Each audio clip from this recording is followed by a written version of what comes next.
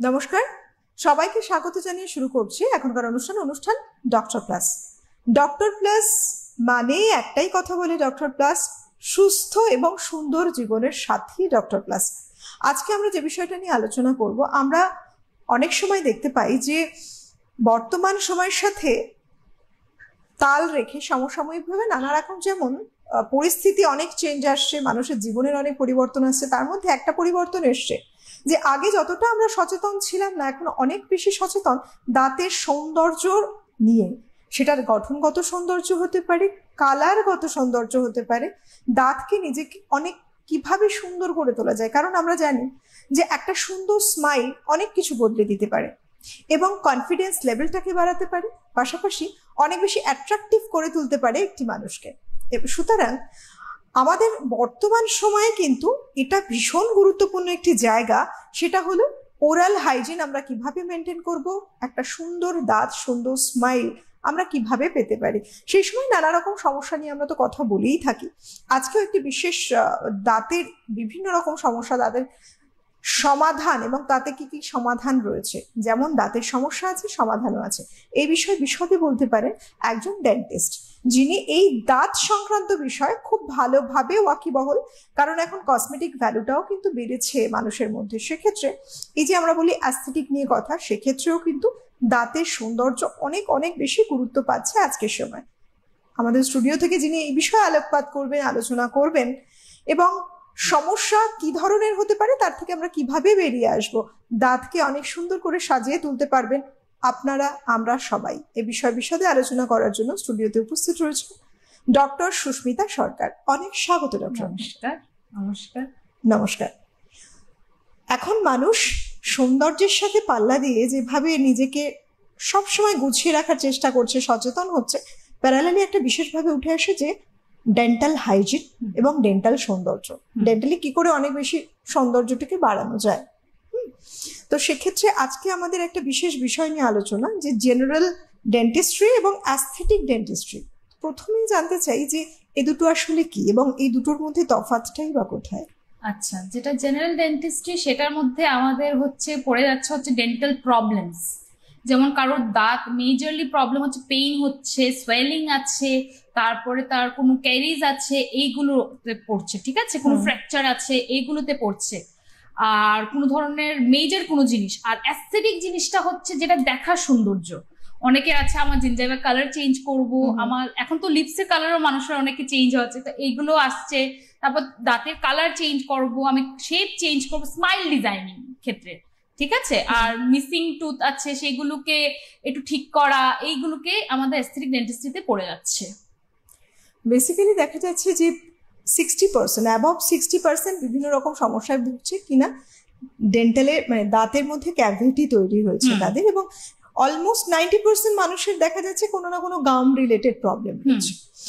এখন দেখা যায় যে মানুষ যখন কথা বলছে তখন নিজেদেরকে সাবলীলভাবে ফিল করছে না, হয়তো মুখটাকে আড়াল করে কথা বলতে হচ্ছে, একটা ফাউল স্মেল আছে।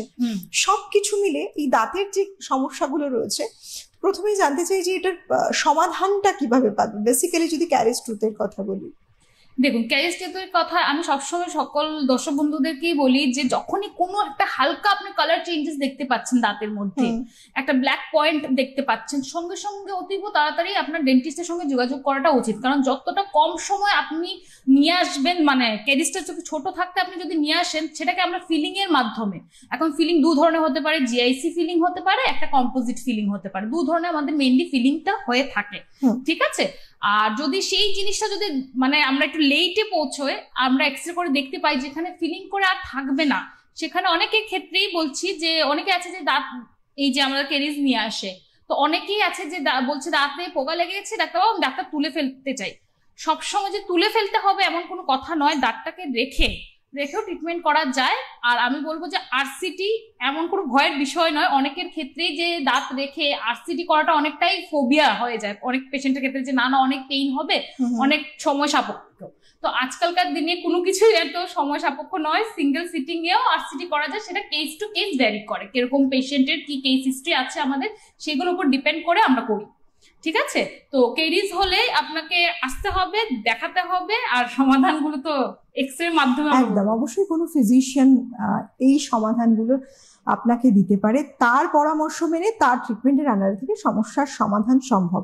বেসিক্যালি আমরা কিন্তু অনেকটা দাঁত নিয়ে যারা রয়েছেন বা বেশ কিছু মানুষ সচেতনতার দলে, বেশ কিছু মানুষ যতক্ষণ না দাঁতে একটা ব্ল্যাক কালারের ডিসকালারেশন তৈরি হচ্ছে, একটা ক্যাভিটি তৈরি হয়ে দেখা যাচ্ছে যে সেন্সিটিভ টুথ হয়ে যাচ্ছে, ততক্ষণ তারা খেয়ালই করেন না। ওই সময় মানুষ অনেক বেশি সচেতন হন। পাশাপাশি আর একটা সমস্যা আছে ডক্টর, বেসিক্যালি ছোট থেকে বড় বিভিন্ন বয়স পর্যন্ত অনেক চোট আঘাত লাগতে পারে। হয়তো দাঁতে চোট আঘাত লাগলো, যতক্ষণ না দেখা যাচ্ছে যে কোনো রকম ধরুন ভেঙে গেল দাঁতটা, সেটা বুঝতে পারছে, সেটা নিয়ে তখন ইনস্ট্যান্ট তারা ডক্টরের কাছে যান। কিন্তু অনেক সময় দেখা যায় চোট আঘাত একটু ব্লিডিং হলো, অটোমেটিক্যালি ঠিক হয়ে যাবে, ফেলে রাখলো। এটা ভবিষ্যতে কি আদৌ সমস্যা হবে? অবশ্যই। আমার রিসেন্টলি একটা পেশেন্ট এসছে, ওনার বয়স বোধহয় আজকে 25 বছর হয়ে গেছে, ঠিক আছে? বলছে সামনের দাঁতটা আমার ব্ল্যাক কালার হয়ে যাচ্ছে দিনকে দিন, ব্ল্যাকিশ একটা ডিসকালারেশন উনি দেখতে পাচ্ছেন। তো আমি ওনার কাছে যখন ওনার হিস্ট্রি জানতে চাইলাম যে আপনার কি কোনো ছোটবেলায় কোনো পড়ার হিস্ট্রি আছে বা কোনো চোট লেগেছে, এরকম কিছু হিস্ট্রি আছে, তখন উনি বললেন হ্যাঁ আমার ছোটবেলায় একবার আমি পড়েছিলাম, কিন্তু তখন সেটাতে আমি এত খেয়াল করিনি, আমি দেখাইও নি, কিছু ডেন্টিস্ট বা কিছু করিও নি। তো তারপরে যখন উনি এখন এসে আস্তে আস্তে বুঝতে পারছেন যে দাঁতটা দিনের সহিত মানে ব্ল্যাক কালারের একটা ডিসকালারেশন হচ্ছে, তো আমি যখন এক্সরে করি তখন দাঁতটাকে বুঝতে পারি যে সেটাকে রুট ক্যানাল ট্রিটমেন্ট করে আমরা পুরো ক্যাপ দিয়ে ওটাকে পুরো ট্রিটমেন্ট করলাম। উনি একদম সুন্দর সুস্থ সবল দাঁতটা আবার নিয়ে গেলেন। মানে অনেক আগে পড়ে গেছিলেন, ওটার ব্যাপারে এটা যদি তখন হতো তাহলে তখনই সলিউশনটা হয়ে যেত। উনি রেখে দিয়েছেন যে পড়ে গেছি, ঠিক আছে, আমার এমন কোনো পেইন হয়নি, তখন বুঝতে পারেননি উনি, তখন সেটা এত মেজর কিছু ছিল না বলে ওটাকে দেখে দিয়েছেন। দীর্ঘদিন যাবত ওইটা আনট্রিটেড অবস্থায় থেকে থেকে থেকে ভিতর থেকে ড্যামেজ হয়ে গেছে জিনিসটাকে। তো ভেতর থেকে কোনো দাঁতই যদি এরকম ড্যামেজ হয়ে যায়, আমরা বিভিন্ন এখন ট্রিটমেন্ট রয়েছে সেগুলোর, তার জন্য আমাদের চাই প্রথমে এক্সরে করে দেখতে হবে দাঁতটা কি আছে কি না, ভেতরগত সমস্যা হলে যখন আমরা এরকম দাঁতের ডিসকালারেশন দেখতে পাই তখনই ফার্স্ট আমরা দাঁতটাকে এক্সরে করি, দেখি যে ভেতরে কি সমস্যা হচ্ছে। কারণ গোড়া থেকে ঠিক না করলে বাইরে থেকে আমি যতই ঝাঁ চকচক করি, দুদিন পরে পেশেন্ট আবার আমার কাছে নিয়ে আসবে যে আমার প্রবলেম হচ্ছে, আপনি করে দিলেন কিন্তু আমার কিন্তু প্রবলেমটা সলভ হলো না। তো আমাদের ঠিক রাস্তায় এগোতে হবে, রুট কজটাই যদি ঠিকঠাক আইডেন্টিফাই করতে হবে, আমাকে রুট কজটা আর তার হিস্ট্রি জানতে হবে যে কি হয়েছে, প্রিভিয়াস হিস্ট্রিটা খুব ইম্পর্টেন্ট রাখে আমাদের যে কোনো ট্রিটমেন্ট করার আগে, যে কি হিস্ট্রি আছে কি না। বহু জিনিস দাঁতের জন্য, দাঁতের স্বাস্থ্যের জন্য অনেক সময় দেখা যায় সেল করা যাচ্ছে, সেল করা হয় অ্যাকচুয়ালি, যে আপনার দাঁতকে ভালো রাখুন, এইটা ব্যবহার করুন। ইনফ্যাক্ট বর্তমান সময় দাঁড়িয়ে এটাও অনেকে ডাউটফুল মাইন্ড, কেউ দেখা যাচ্ছে নুন ইউজ করছেন দাঁত মাজছেন কি দাঁতের কালার এবং দাঁতটাকে ভালো রাখতে গিয়ে, কালারটাকে ঠিক রাখতে গিয়ে, অনেকে দেখা যাচ্ছে কয়লা ইউজ করছেন, প্রথা কিন্তু চলছে এবং মানুষ জানেন না যে কোনটায় দাঁতের ক্ষতি হচ্ছে, কোনটা দাঁতের হেলথ মানে বজায় রাখছে, কি জিনিস ইউজ করলে দাঁতের হেলথটা ঠিকঠাক থাকবে। বিভিন্ন জিনিস ইউজ করছে, এখানে ব্রাশিং করা কি একটা বড় ফ্যাক্টর? আপনাকে আমি যেটা বললাম যে নুন যেটা আপনি বলেছেন সেটা কিন্তু আমাদের আদিকাল থেকে চলে এসছে। যখনই কিছু পেইন হয়, নুন আর লবঙ্গ, এটা আমাদের ঘরোয়া টোটকা বলা হয়। যেখানে যদি কোনো বাড়িতে আপনার কাছে কোনো ডেন্টিস্ট নেই, আপনি কি করবেন? হঠাৎ করে রাতে আপনার হালকা পেইন হচ্ছে, পেইন কিনার সবাই নিতে চাইছে না, তো তখন ওই ঘরোয়া টোটকা একটা আমি বলতে পারি যে নুন আর লবঙ্গ যদি দাঁতের ওখানটায় রাখা হয়, পেইনটা অনেকটাই কমে যায়। আচ্ছা, এটা পেইন হলে? হ্যাঁ, এটা পেইন হলে। কিন্তু আপনি যেটা বলছেন ঘরোয়া টোটকা, যেটা চারকোল তো ইউজ করুক, সেটার কোনো অসুবিধা নেই। অনেকে আছে তামাক ইউজ করছেন, একদম কি আমার ব্যথা হচ্ছে একদম, আমি তামাকটা লাগিয়ে দিলে আমার ব্যথাটা কমে যাচ্ছে। দীর্ঘদিন ধরে তামাকও লাগিয়ে ওরাল ক্যান্সারের দিকে সেটা পরিণত হচ্ছে। তো এই জিনিসটা দয়া করে করবেন না, যে মানে তামাক লাগিয়ে রেখে ব্যথা দূর করা, এটা কোনোদিনই আমি সাজেস্ট করবো না, কোনো ডেন্টিস্ট সাজেস্ট করবে। তো এরকম পেশেন্ট আমার কাছে আসে যে আমি দীর্ঘদিন যাবো, আমি তো ভালোই আছি, আমি তামাক, যখন আমার পেইন হচ্ছে আমি তামাক লাগিয়ে দিচ্ছি। তো আমি বললাম তো এখন কি হলো? এখন বলছে এখন আর কমছে না ডাক্তারবাবু, এখন আমি লাগিয়ে রাখলেও আর কমছে না, সিভিয়ার কন্ডিশন হয়ে গেছে, এখন আর কিছু করা যাবে না, এখন অন্যান্য প্রসিডিউর শুরু হবে। এটা কিন্তু ভীষণ প্যাথেটিক, দাঁতটাকে ভালো রাখতে যাচ্ছে, দাঁতের স্বাস্থ্য রক্ষা করতে চাইছে, অথচ কিছু এমন প্রসেস ইউজ করছে আখেরে দাঁতের ক্ষতি করছেন। সুতরাং কোনো প্রবলেম যদি দাঁতে হয়, অবশ্যই কোনো একজন বিশেষজ্ঞ চিকিৎসকের পরামর্শ নেওয়া উচিত, একজন ডেন্টিস্টের পরামর্শ নেওয়া উচিত। ডক্টর প্লাসে রয়েছেন কিন্তু ডক্টর সুস্মিতা সরকার, যিনি চেম্বার করছেন। হেল্পলাইন নাম্বারে ফোন করুন, জেনে নিন কোন কোন দিন ডক্টর চেম্বার করছেন, কারণ একজন এক্সপার্ট ফিজিশিয়ান তিনি কিন্তু সঠিক সমাধান দিতে পারেন সমস্যা থেকে আপনাকে বের করতে হলে।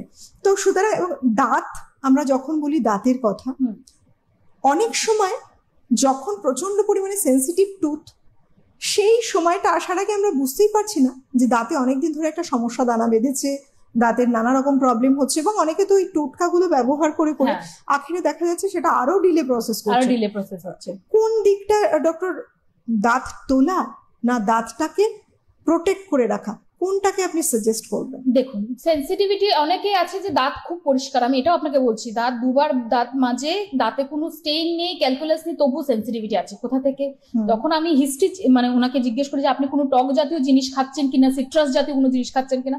উনি বলেন যে দীর্ঘদিন যাবত উনি সিট্রাস জাতীয় মানে লেবুর রস, এখন যেহেতু ফার্স্ট লাইফের মধ্যে একটা ডায়েটের মধ্যে চলে আসছে যে নিম্বু পানি বগেরা, এগুলো এই জিনিসগুলো খুবই ইউজ করা হয়, তো দীর্ঘদিন ওয়েট লস হবে। দীর্ঘদিন যাবত ধরে এটা ডাইরেক্ট এনামেলের উপর এরকম মানে লেবু জাতীয় জিনিস বা টক জাতীয় জিনিস পড়তে পড়তে এনামেলটা আমাদের সেন্সিটিভিটি হয়ে যায়। আচ্ছা, বুঝতে পেরেছেন? তো সেটার ক্ষেত্রে আমি বলবো যখনই টক জাতীয় জিনিস খাচ্ছেন খান, কোনো অসুবিধা নেই, একটা স্ট্র ব্যবহার করতে ডাইরেক্ট এনামেলের মধ্যে ওই টক জাতীয় জিনিসটা যাতে আপনার না লাগে, যেটা সেটা সেন্সিটিভিটিকে বেরিয়ে মানে মানে কি বলবো আপনাকে, বাড়িয়ে দেয় সেন্সিটিভিটিকে, মানে ডাইরেক্ট যদি লাগলে সেটা আপনার সেন্সিটিভিটিটাকে বাড়িয়ে দেবে। দীর্ঘদিন যাবত যদি আপনি এরকম চালিয়ে দেন, 1-2 দিন বা 1 মাস বা 2 মাস 3 মাস এরকম খাচ্ছেন, সেটাতে কোনো, আমি যেটা হিস্ট্রিতে পেয়েছি মানে ওনার কেস হিস্ট্রিতে পেয়েছি, উনি দীর্ঘদিন যাবত খাচ্ছেন টক।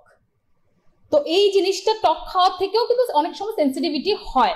তো এইসব ক্ষেত্রে আমরা বলি যে টকটাকে একটু কম করুন, টকটা খান কিন্তু আপনি স্ট্রর মাধ্যমে খান, যাতে ডাইরেক্ট আপনার ইনহেল হয়, যাতে না হয়, ডাইরেক্ট আপনি খেতে পারেন ঢুক গেলে, মানে আপনার যাতে দাঁতে যাতে না লাগে। বুঝতে পেরেছেন? কন্ট্যাক্টটাকে অ্যাভয়েড করা। তারপরে ওদের ক্ষেত্রে তো আমি বলবো যে বিভিন্ন সেন্সিটিভ টুথপেস্ট আছে, এগুলোকে ইউজ করা দিনে 2 বার করে, যেগুলো বেশি পোর্শন দাঁতে আপনার সেন্সিটিভিটি লাগছে সেখানে হাতে একটু করে ওই টুথপেস্টটাকে লাগিয়ে 2-3 মিনিট করে অ্যাপ্লাই করে রাখা, তারপরে মেজে নেওয়া। ঠিক আছে? এইগুলো দেখুন, সেন্সিটিভিটি হলে দাঁত তুলতে হবে এমন কথা না, কিন্তু আপনার যদি এখন সেন্সিটিভিটি হচ্ছে কিসের জন্য, অনেক সময় ক্যাভিটির জন্য হতে থাকে, ক্যাভিটির জন্য হয়ে থাকলে সেটাকে আমাদেরকে ফিলিং বা আরসিডি করে রাখতে পারবো আমরা, এইসব করে রাখতে পারো। অনেক সময় হয় যে কোনো কিছু প্রবলেম নেই, সেন্সিটিভিটি হচ্ছে আর সেটা অ্যাট্রিশনের মাধ্যমে হয়, যেটা ব্রাশিং টেকনিক, ভুল ব্রাশিং টেকনিকের জন্য মানে পেশেন্ট কি করে 50% এনামেলটাকে খুইয়ে দেয়, তো এটার জন্য সেন্সিটিভিটি হয়। সেখানে আমরা কি করবো, সেখানে অনেক সময় আমরা ফিলিং এর মাধ্যমে যদি রাখা যায় দেন ফিলিং এর মাধ্যমে, না হলে আমরা পেশেন্টকে অনেক সময় সাজেস্ট করি যে আমরা ক্যাপ করিয়ে দিই, যাতে ডাইরেক্ট ওই ঠান্ডা গরম জলটা যাতে না লাগে। ক্যাপ করে দিলে ওটা অনেকটাই লঞ্জিভিটি বেড়ে যায় দাঁতটা। মানুষ খেতে ভালোবাসেন, বহু মানুষ খেতে ভালোবাসেন, কিন্তু খাবার পরে মুখটা কিভাবে কুলা করবেন, কিভাবে পরিষ্কার করবেন, সেই বিষয় কিন্তু বিন্দুমাত্র ধ্যান নেই। তারা মনে করছে যে হ্যাঁ, শরীরকে সুস্থ রাখতে গেলে বেশ কিছু খাবার তো তারা খেয়ে নিলেন, কিন্তু আদৌ থেকে সেটা তার শরীরের জন্য উপযোগী, বিশেষ করে দাঁতের জন্য কি উপযোগী, এই বিষয়টা কিন্তু মানুষ বিন্দুমাত্র খেয়াল রাখে না। তো একটা সুস্থ দাঁত রাখার জন্য মানুষকে কি করা উচিত, মানে ব্রাশিং টেকনিক কতগুলো রয়েছে, কিভাবেই বা সেই টেকনিকটা ফলো করা উচিত এবং কোন জাতীয় খাবারগুলোকে বাদ দেওয়া উচিত? দেখুন, আমি সবসময় বলি খাওয়ার তো বাদ তো কিছুই করা যাবে না। আমি যদি বলে দিই যে আপনি এটা খাবেন না, কেন, কম করুন, মেনটেন করুন। যখনই কিছু সুগারি আইটেম খাচ্ছেন, যখন কোনো স্টিকি ফুড খাচ্ছেন, সেটা আপনার দাঁতে যাতে লেগে না থাকে, সেটা দেওয়ার জন্য কুলুকুচি করে হোক বা ব্রাশ করে হোক, যেন দাঁতটাকে ক্লিন রাখা, তাহলে আপনার ক্যাভিটি থেকে অনেকটাই আপনি বেঁচে যাবেন, অনেকটাই। মানে যাতে খাওয়ারটা কোনো আটকে না থাকে দাঁতের মধ্যে। আমরা সবসময় বলি যাই খাচ্ছেন দাঁতটাকে ক্লিন রাখুন, বাকি সব আপনি কিছু খেতে পারেন, কিন্তু স্মোকিং বাগেরা এগুলো তো আপনার একটু আছে প্রবলেম, সেন্সিটিভিটি আসে, স্টেইনিং এর প্রবলেম আছে, তারপর কোল্ড ড্রিঙ্ক, এইগুলো আপনার স্টেইন করে দাঁত, এগুলোকে যতটা অ্যাভয়েড করা যায় ততটাই বেটার। ওরাল হাইজিন মেনটেন করতে গিয়ে মানুষ কি করবে? আমার সেই টেকনিক, দাঁত ব্রাশ করতে হবে, 2 বার ব্রাশ করা ম্যান্ডেটারি, সকালবেলা 1 বার আর রাতে ঘুমোতে যাওয়ার আগে ব্রাশ করতে হবে, মাউথ ওয়াশ করতে হবে, ফ্লস করতে হবে, এই 3টে জিনিস ম্যান্ডেটারি। এটা ধরে নিন আপনার করতেই হবে, তাহলে দাঁত ভালো থাকবে। ওরাল হেলথ, আমরা আজকের সময় দাঁড়িয়ে এত ওরাল হেলথ নিয়ে কথা বলছি, ওরাল হেলথ মেনটেন করাটা এত জরুরি কেন?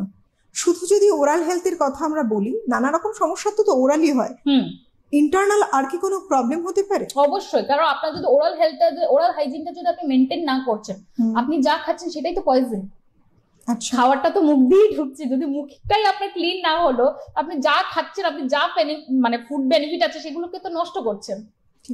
তাই জন্য আমাদেরকে খাওয়ারটা যতই ভালো খাচ্ছে না কেন, ওরাল হাইজিন মেনটেন করাটা ফার্স্ট। কারণ যা খাচ্ছি সেটা যদি ওরাল হাইজিন ভালো না থাকে তাহলে ওটাই পয়জন। এবং ওরাল হাইজিনের কথা যদি মানুষ মনে রাখেন এবং দাঁত প্রত্যেক দিন দাঁতের হেলথের কথা ভেবে প্রত্যেক দিন যদি সেভাবে বেশ কিছু আমি আরেকটু আপনাকে ইন্টারাপ্ট করতে চাই, ক্লিনিং এর মধ্যে টাং ক্লিনিংটাও কিন্তু খুব ইম্পর্টেন্ট। মানুষ কিন্তু এটাও ভুলে যায়, টাং ক্লিনিংটাও কিন্তু খুব ইম্পর্টেন্ট একটা মাউথ ওয়াশের মধ্যে। কারণ অনেক সময় মানুষ কি করে, দাঁত মেজে নিচ্ছে, ফ্লস করে নিচ্ছে, মাউথ ওয়াশ করে নিচ্ছে, টাংটাকে অ্যাভয়েড করে যাচ্ছে। সেখান থেকে মানুষের একটা দুর্গন্ধ, যে একটা বলেন আপনি, একটু আগে একটা ডিসকাস হচ্ছিল আমাদের দুর্গন্ধ মুখের মধ্যে, তো এই জিনিসটা কিন্তু অনেকেই ফেস করেন। তো টাংটাকে আমাদের রেগুলার ক্লিন করতে হবে। এগুলো কি ব্যাকটেরিয়ার জন্য হয়? অবশ্যই অবশ্যই, তাই জন্য টাংটা ক্লিন করতেই হবে। এখন তো অত্যাধুনিক অনেক ব্রাশই এসে গেছে, তার পিছনে টাং ক্লিনার থাকে, তো সেগুলোকে একটু ব্যবহার করা যাতে। তারপরে মুখের দুর্গন্ধ নিয়েও আমি একটু বলতে চাই যে অনেক পেশেন্ট আছে যারা বলে যে আমি দুর্গন্ধ করছে, আমি কি করব, মাউথ ওয়াশ তো ইউজ হচ্ছে, তারপরে বলছে তারপরে আমার যাচ্ছে না। তখন গিয়ে কেস হিস্ট্রি, আবার আমাদের হিস্ট্রি জানতে হয় যে কি অ্যাকচুয়ালি কি করছেন আপনি। বলছে আমি বললাম, তারপর আপনার কোনো ফাস্টিং এর কোনো মানে ইয়ে আছে, মানে মানে করছেন আপনি ফাস্টিং, বা এরকম দীর্ঘদিন আপনি সকালবেলা খাচ্ছেন না, অনেকটা লেটে গিয়ে আপনি ব্রেকফাস্ট বা লাঞ্চ করছেন, বলছে হ্যাঁ আমি করি। এটাও কিন্তু একটা কজ মুখে। যখনই এটা আমাদেরকে আমাদের ল্যাঙ্গুয়েজে বলা হাঙ্গার হেলিটোসিস করা যাবে না, না খাওয়াটা স্কিপ করা যাবে না, লাঞ্চ এবং ডিনার স্কিপ করা যাবে না মিডলে না। এটা করলে কি হয়, হাঙ্গার থেকে মানে আপনার ভেতরে খিদের থেকে একটা ফাউল স্মেল প্রডিউস করে মুখ, বুঝতে পেরেছেন? তো এই জিনিসটাও হয় অনেকদের ক্ষেত্রেই দেখা যায়, যাদের মুখ একদম ক্লিন আছে, সবকিছু মেনটেন করছে, তবু বলছে যে আমার মুখ থেকে দুর্গন্ধ করছে। তো এই জন্য বলছে যে হিস্ট্রি নেওয়াটা আমাদের খুবই জরুরি, সবকিছু ঠিক আছে তবুও কেন বন্ধ করছে। এই যে আপনি বলেন যে ফ্লস ইউজের ক্ষেত্রে একটা ভীষণ কমন প্রবলেম হয় কিছু মানুষের ক্ষেত্রে, তাদের শোনা যায় বলতে যে মাড়ি থেকে ব্লাড বেরোচ্ছে কোনোভাবে, ওরা ফ্লস ইউজ করতে গেল, রং টেকনিক হয়তো ইউজ করছে। বেসিক্যালি কি করা উচিত, কিভাবে ইউজ করা উচিত? দেখুন, ফ্লস থেকে ব্লিডিং হওয়াটা তখনই যখন আপনার মাড়িটা সুস্থ নয়। একটা সুস্থ মাড়ি থেকে যখন আপনি ফ্লস করছেন তখন কখনো ব্লিডিং হবে না। মাড়িটা দেখুন আদার ইনফেকশন আছে বা ওর গামটা ফুলে আছে, এমন কিছু একটা হিস্ট্রি ও থাকবেই। তো এই জিনিসগুলোর জন্য অনেক সময় মাড়ির ভেতরে দীর্ঘদিন নোংরা জমে জমে জমে মাড়িটা ফুলে যায়, তার থেকে ব্লিডিং হয়। সেখানে ক্ষেত্রে আমরা স্কেলিং করতে পারি, তারপরে ডিপ কিউরেটেড করতে পারি, আমরা একদম মাড়ির ভেতর থেকে গিয়ে নোংরাটাকে পরিষ্কার করে দিয়ে গামটাকে হেলদি করতে পারি। সেসব ক্ষেত্রে আমাদের ক্লিনিক ছাড়া তো আমাদের প্রসিডিউর, ঘরে হোম রেমেডিতে এইসব কিছুই কাজে হবে না। মানে কোনো যদি সমস্যা হচ্ছে তাতে সঙ্গে সঙ্গে উচিত একজন ডেন্টিস্টের কাছে পরামর্শ নেওয়া, কারণ তিনি আপনাকে সঠিক একটা গাইডলাইন দিতে পারে। ওরাল হাইজিনটা সত্যি খুব জরুরি, যেমন ডক্টরের কথায় উঠে এলো। সুতরাং আপনারা যারা ওপারে রয়েছেন, যারা আমাদের এই অনুষ্ঠান দেখছেন, প্রত্যেকের জন্যই বলি যে এই যে মাউথ হেলথ যদি ঠিক না থাকে, ইন্টারনাল কিন্তু নানা রকম কমপ্লিকেশনসও ফিউচারে তৈরি হতে পারে। সুতরাং সবটা ভেবেই এটাই ভালো যে সমস্যা হচ্ছে মানে নিজেদের থেকে নিজেরা কিছু টেকনিক অ্যাপ্লাই না করে, কোনো অ্যানালাইসিস না করে, কিছু না ভেবে, টোটকা ইউজ না করে সরাসরি একজন ডেন্টিস্টের কাছে গিয়ে সঠিক সময় পরামর্শ নিলে নিশ্চয়ই ভালো থাকবে আপনার দাঁতের হেলথ। কারণ অনেকেই ধারণা আছে যে বয়স হয়ে গেল 50 ঊর্ধ্ব 60 ঊর্ধ্ব, একটা সময় দাঁত তো বাবা পড়েই যাবে। যতদিন দাঁতটা আছে ঠিকঠাক দাঁতের ইউটিলাইজ করি, যেটা ভালো লাগছে খাচ্ছি। অনেকে বলে চিবিয়ে চিবিয়ে খাও, যতদিন চিবিয়ে খেতে পারছো ততদিন খাও। অনেকে বলে দাঁত থাকতে দাঁতের মর্ম বোঝো না, নানা রকম কথা আছে। সেকেন্ড কথাটা একেবারে অ্যাপ্রোপ্রিয়েট, দাঁত থাকতেই আপনাকে বুঝতে হবে যে দাঁতের হেলথটা কিভাবে রক্ষা করে সেটাকে টিকিয়ে রাখা যায়। এবার একটু অন্য প্রসঙ্গে আসি ডক্টর। আমরা এতক্ষণ যে এই যে জেনারেল ডেন্টিস্ট্রিতে ছিলাম, এখন একটু অ্যাস্থেটিক পোর্শনে আসি। মানুষ এখন বেশ কিছু একটা অনেক বড় সংখ্যার মানুষই কিন্তু রয়েছে, তারা একটা ভ্যালু দিচ্ছে দাঁতের সৌন্দর্যের দিকে, দাঁতের সুস্থতার দিকে। অনেকের দেখা যাচ্ছে বাঁকা দাঁত, বিভিন্ন রকম শেপের দাঁত। সেক্ষেত্রে তারা কি করবেন, কি ট্রিটমেন্ট ব্যবস্থা রয়েছে? এখন তো সময়ের সাথে পাল্লা দিয়ে নানা রকম আধুনিক ট্রিটমেন্ট পদ্ধতি আছে, এমন কি কিছু রয়েছে দাঁতের জন্য? সেটা ডিপেন্ড করছে, শেপটা খুব ডিফারেন্ট। দেখুন, সেটা পেশেন্টকে আমরা ফার্স্টে জিজ্ঞেস, আপনি কি চাইছেন? আপনি কি পুরো স্মাইল ডিজাইন চাইছেন, নাকি কোনো কোনো পেশেন্ট চাইছে একটা আমার ফ্রন্ট টুথটা জাস্ট আমার ভেঙে আছে, এটাকে আমি ঠিক করতে চাইছি। তো সেই ক্ষেত্রে আমরা তখন কম্পোজিট রেস্টোরেশনও করতে পারি, ভিনিয়াস ইউজ করতে পারি, আর ক্রাউন ইউজ করতে পারি। ভিনিয়াস কি হয়, আমরা জাস্ট ফ্রন্ট টুথটাকে জাস্ট একটু কাট করে আমরা ভিনিয়াস লাগানো হয়, এটা চারিদিকে দাঁতটাকে ঘেরাও করে না। আর যেটা ক্যাপ, যেটা ক্রাউন বলছি, সেটা পুরো দাঁতটাকে কভার করে আমরা ক্যাপ দেওয়া হয়। আর যেটা কম্পোজিট সেটা ফিলিং হয়, ঠিক আছে, যে পোর্শনটা আপনার ব্রেক আছে সেই জায়গাটাতে আমরা খালি ফিল করে দেওয়া হয়। তো এই ডিফারেন্স গুলো আছে। আর যেটা স্মাইল ডিজাইন, কেউ যে বলে আমি পুরোপুরি স্মাইল ডিজাইন করতে চাই, যেমন দেখতে আমার সুন্দর চাই, আমার যে দাঁতগুলো এবড়ো খেবড়ো আছে, কারোর যেমন একটা দাঁত আমি যেটা বললাম, কারোর জেনারেলাইজ যদি দাঁত এবড়ো খেবড়ো থাকে তাদের ক্ষেত্রে আমরা অনেকগুলি ট্রিটমেন্ট করতে পারি, যেমন ব্রেসেসে যেতে পারি। যদি কারোর কাছে টাইম সাপেক্ষ থাকে, মানে বা টাইম আছে যে আমি আমার ন্যাচারাল টুথটাকে ঠিক করতে চাইছি, কোনো আনন্যাচারাল পদ্ধতিতে যেতে চাইছি না, বা আমি কোনো কাটছাট করতে চাইছি না আমার দাঁতটাকে, তাদের ক্ষেত্রে আমরা ব্রেসেস ইউজ করতে পারি, অ্যালাইনাস ইউজ করতে পারি। অ্যালাইনাস এখন খুব প্রচলিত, এখন মানে ইয়াং জেনারেশন বলুন আর সবার ক্ষেত্রে একটা কাজের ক্ষেত্রে আমরা দেখা ট্রিটমেন্ট হচ্ছে, কিন্তু অথচ বাইরে মানুষ বুঝতে পারছে না যে ট্রিটমেন্ট হচ্ছে। তো এই জিনিসটাও করতে পারি। আরেকটা হচ্ছে লাস্ট পদ্ধতি হচ্ছে আমরা ক্যাপিংও করতে পারি বা ভিনিয়ার্স যেটা বললাম। তো এই চারটে পদ্ধতি আমরা করতে পারি। ভিনিয়ার্সটা হচ্ছে আপনার হচ্ছে মডার্ন টেকনোলজি, এটা হচ্ছে আপনার একদম থিন লেয়ার অফ মানে এনামেলের মতো দেখতে, পুরো ক্রাউন স্ট্রাকচারের মতো হয়, ঠিক আছে। যে ভিনিয়ার্স একদম পাতলা, শুধু আপনার ফ্রন্ট পোর্শনে থাকবে, কোনো পেছনে আপনার লিঙ্গুয়াল পোর্শনে থাকবে না দাঁতের, শুধু ফ্রন্ট পোর্শনে থাকবে, ঠিক আছে। এটা স্মাইল কারেকশনের জন্য করা হয়, তাতে কি হয় দাঁতটা কাটটা অনেক কম হয় এই ক্ষেত্রে। আর যদি ক্যাপের ক্ষেত্রে হয়, তো ক্যাপের জন্য আমাদের পুরো ক্রাউনটা প্রিপারেশন করতে হয়, মানে পুরো মেইন দাঁতটাকে অনেকটাই কাট করতে হয়, করে ওইটাকে পুরো ক্যাপটা কি হয় আপনার পুরো দাঁতটাকে 360 দাঁতটাকে পুরোপুরি কভার করবে। তো ভিনিয়ার আর ক্যাপের মধ্যে এটাই ডিফারেন্স, কিন্তু সব ক্ষেত্রে আমি ভিনিয়ার দিতে পারবো না, এটা কেস টু কেস ভ্যারি করে। সবাই বলবে যে আমি ভিনিয়ার দেবো কারণ কম দাঁত কাটা হচ্ছে, তাহলে আমি ভিনিয়ার দিতে পারি, কিন্তু লঞ্জিভিটি অনেকটাই বেশি হচ্ছে ক্রাউনের ক্ষেত্রে, কারণ এটা যেহেতু পুরোটা কভার হচ্ছে। আপনি যেহেতু ভিনিয়ারের ক্ষেত্রে কি হয় অনেক রেস্ট্রিকশন চলে আসে, যে এই জিনিসগুলো শক্ত জিনিসটা আমরা বলি যে একটু অ্যাভয়েড করে খাওয়া, কারণ খুলে যাওয়ার চান্সেস থাকে, কিন্তু ক্যাপের ক্ষেত্রে এটা কোনো চান্সেস থাকে না। তো এই ডিফারেন্স গুলো তো আছে। হ্যাঁ, এবং ম্যান টু ম্যান ভ্যারি করে, মানে পেশেন্ট টু পেশেন্ট ভ্যারি করে, পেশেন্ট টু পেশেন্ট ভ্যারি করছে, তারপর ওর বাজেটের উপর ভ্যারি করছে, অনেক কিছুই ভ্যারি করছে, কেস আর বাজেট এই দুটোর উপরেই ডিপেন্ড করছে। আচ্ছা, এক্ষেত্রে কি কোনো বয়সের ব্যাপার থাকে? আমরা যেটা ছোটবেলা থেকে শুনে আসি যে যখন একটি বাচ্চার সদ্য দাঁত উঠছে বা দাঁত উঠেছে, সেই সময় যদি তার শেপটাকে অনেক মানে চেঞ্জ করার কথা ভাবা হয়, সেটা অনেক বেশি ফ্রুটফুল। যদি আমরা কম্পেয়ার করি যে যারা এজেড পার্সন হয়ে গেছে, মানে একটু যাদের বয়স বেড়ে গেছে, তারা যদি মনে করলেন হঠাৎ করে তার দাঁতের শেপটা চেঞ্জ করতে চান, সেক্ষেত্রে তাদের ক্ষেত্রে কমপ্লিকেশন থাকতে পারে। এটা কি আদৌ ঠিক? অবশ্যই অবশ্যই, কারণ দেখো যত তাড়াতাড়ি আর্লি ডিটেকশন হবে তত তাড়াতাড়ি আমাদের জিনিসগুলো করা আমাদের পক্ষে ইজি, বোনগুলোকে চেঞ্জ করা আমাদের পক্ষে ইজি। এই যখন হয়েছে তখন বোনগুলোকে চেঞ্জ করা আমাদের পক্ষে একটু ডিফিকাল্ট হয়ে যায়। অনেকে এখন আচ্ছা বাচ্চা বয়সে এসে, বাচ্চা মাদের এখন কনসিয়াসনেস বেড়েছে, বাচ্চাদের আমার দাঁতটা, বাচ্চার ছেলে দাঁতটা ভালো নেই, তো উনি নিয়ে এসছেন আমাকে, বলছেন যে 5 বছর বয়স, যে আমার দেখুন তো ওর ছেলে বাচ্চার মানে দাঁতগুলো ভালো লাগছে না, সেটিংটা কি এখন ঠিক করা যাবে? আমি বলছি দেখুন আগে ওর পার্মানেন্ট দাঁতটা আসুক, তারপর আমরা চেঞ্জেস করতে পারবো। অনেকে আছে যে ডেসিডিয়াস টুথটা ঠিক টাইমের আগেই তুলে দিচ্ছে, তাতে কি হচ্ছে এখানে আমরা মানে পার্মানেন্ট টুথ আসার আগেই আমরা যদি ডেসিডিয়াস টুথটা তুলে দিচ্ছি, সেখানে আমাদের যে পার্মানেন্ট টুথটা আসছে সেটার অ্যালাইনমেন্টটার উপরও এফেক্ট করছে। তো এখন আমাদের কাছে স্পেস মেনটেনার আছে, যদি আমাদের তুলতেই হয় দাঁত, ডেসিডিয়াস দাঁত যদি আমাদের তুলতেই হয়, বাচ্চাদের দুধের দাঁত যদি তুলতেই হয়, তো আমরা স্পেস মেনটেনার ইউজ করে ওখানে স্পেসটাকে আমরা ব্লক করে দিই, যাতে পার্মানেন্ট টুথটা ঠিক তার জায়গায় যাতে আসতে পারে। তো এইসব জিনিসগুলো তো আছে। এই যে অনেক সময় মাড়ির কালার চেঞ্জ হয়ে যাচ্ছে, ন্যাচারালি তারা একটা স্মাইল করছে, দেখছে টুথ কালার এক সেম আছে, হয়তো কারোরও হতে পারে একটুখানি লাইট ইয়েলোইশ হতে পারে, হোয়াইট হতে পারে, যাই হোক সেই কালার আছে, কিন্তু প্যারালালি মাড়িটা যতটা পোর্শন দেখা যাচ্ছে সেখানে একটা নানা রকম কালার। তো এটার কারণ কি? মানে দেখুন, এটা কারণ অনেক, মাড়ির ডিসকালারেশন একটা হতে জেনেটিক হতে পারে, একটা হতে পারে স্মোকিং এর জন্য। স্মোকিং এর জন্য যাদের থাকে তাদের ক্ষেত্রে আমরা ডিপিগমেন্টেশন করতে পারি, আবার জেনেটিকও যারা থাকে এখন ডিপিগমেন্টেশন করতে পারি আমরা। কালার আমরা লেজার থেরাপি দিয়ে আমরা আরামসে মানে জিঞ্জাইভার কালার চেঞ্জ করতে পারি, মানে মাড়ির কালার চেঞ্জ করা যেতে পারে। ইভেন মাড়ি যদি কারোর নিচেও থাকে তাকে কাট করে উপরে সুন্দর রিশেপও করা যায়। তো এগুলো সবকিছু প্রসিডিওর, এগুলো এখন বাজারে আছে, করা যায়। তার মানে এটা কিন্তু একটা অনেক আশার জায়গা, অনেক বড় আশার জায়গা। অবশ্যই অনেকেই এখন এটা খুবই মানে কমন জিনিস যে আমার জিঞ্জাইভাটা কালারটা খুবই ব্ল্যাকিশ, আমার পছন্দ হচ্ছে না, আমি যখন স্মাইল করছি আমার জিঞ্জাইভাটা দেখে আমার ভালো লাগছে না। তো কালারটা কি চেঞ্জ করা যায়? অবশ্যই চেঞ্জ করা যায়, আপনি যা চাইবেন তা করা যায় এখন।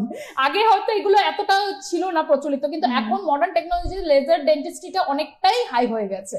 তো এইসব জিনিসগুলো করা যায়, এগুলো লেজার ডেন্টিস্ট্রিতে চলে যাচ্ছে। আমাদের মাড়ির যে এইগুলো কন্ট্রোল গুলো চেঞ্জ করা, কালার চেঞ্জ করা, এগুলো সব লেজার ডেন্টিস্ট্রি চলে যাচ্ছে। মানুষ সত্যি তো একটা আয়নার সামনে, দিনের শেষে একটা আয়নার সামনে গিয়ে এসে দাঁড়িয়ে যদি দেখতে পায় যে তার সঠিক মানে সৌন্দর্য যেটাকে আমরা বলবো, সেই সৌন্দর্যের কোথাও একটু ঘাটতি আছে, তার কনফিডেন্স লেভেলটাও কিন্তু অনেকটা ডাউন হয়ে যায়।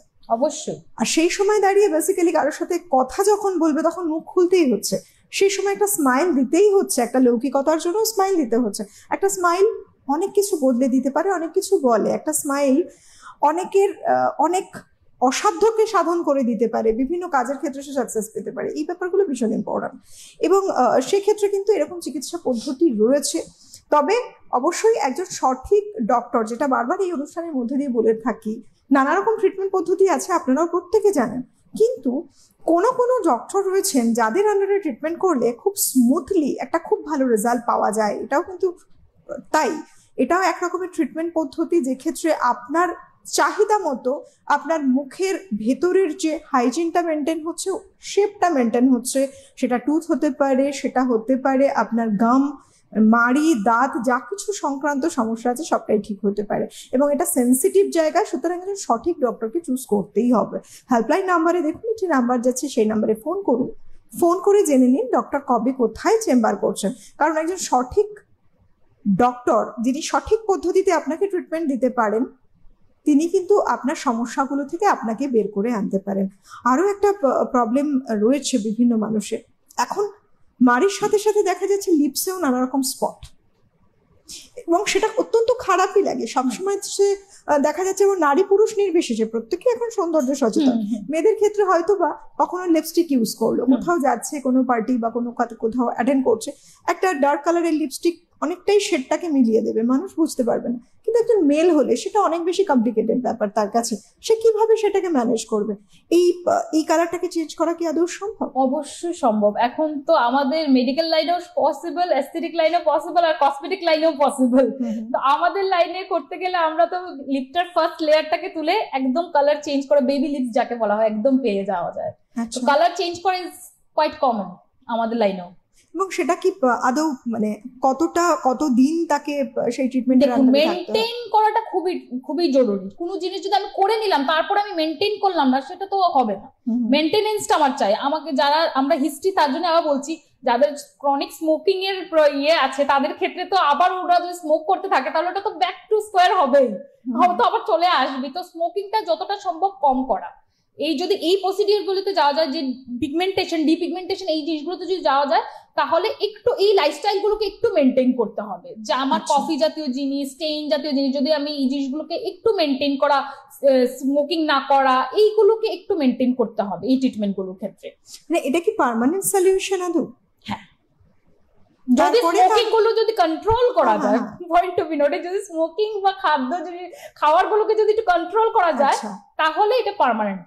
এটা তো খুব স্বাভাবিক। আজকে স্মোকিং করার জন্য যদি একটা ডার্ক পিগমেন্টেশন তৈরি হলো, একটা ডিপ ডিসকালারেশন তৈরি হলো, সেক্ষেত্রে আপনি ঠিক করিয়ে নিলেন, ট্রিটমেন্ট করিয়ে নিলেন, পুনরায় আবার সেই অভ্যেসগুলোকে দেখা যাচ্ছে আপনার লাইফে নিয়ে আসছেন, তাহলে অবশ্যই সেই প্রবলেমগুলো আবার ফিরতে পারে। তাই বলি যে সঠিকভাবে যদি ট্রিটমেন্ট আপনি করাতে চান, অবশ্যই করাতে পারেন। এটা ইচ্ছেটা ডিপেন্ড করছে আপনার উপরে, যে আপনি কোথায় ট্রিটমেন্ট নিচ্ছেন, কার কাছে ট্রিটমেন্ট নিচ্ছেন, এবং আপনি কি ঠিক চাইছেন, কি চেঞ্জেসটা চাইছেন। এটা খুব ইম্পর্ট্যান্ট একটা বিষয়। এবং সেক্ষেত্রে অবশ্যই বলবো, ডক্টর সুস্মিতা সরকার এতক্ষণ ছিলেন আমাদের সঙ্গে। আজকের অনুষ্ঠানের শেষ করতে হচ্ছে, সময় একেবারে নেই। নিজেকে সুন্দর প্রেজেন্টেবল করে তুলতে গেলে ওরাল হাইজিন মেনটেন থেকে শুরু করে নানা রকম কমপ্লিকেটেড যে ট্রিটমেন্ট পদ্ধতির মাধ্যমে সমস্যাগুলোকে দূর করতে গেলে অবশ্যই যোগাযোগ করুন হেল্পলাইন নাম্বারে। আজকের মতো এই পর্যন্তই। অনেক ধন্যবাদ ডক্টর আপনাকে, ধন্যবাদ আপনাদের সবাইকে। সুস্থ থাকুন, ভালো থাকুন, সুন্দর করে সাজিয়ে তুলুন নিজেদেরকে। নমস্কার।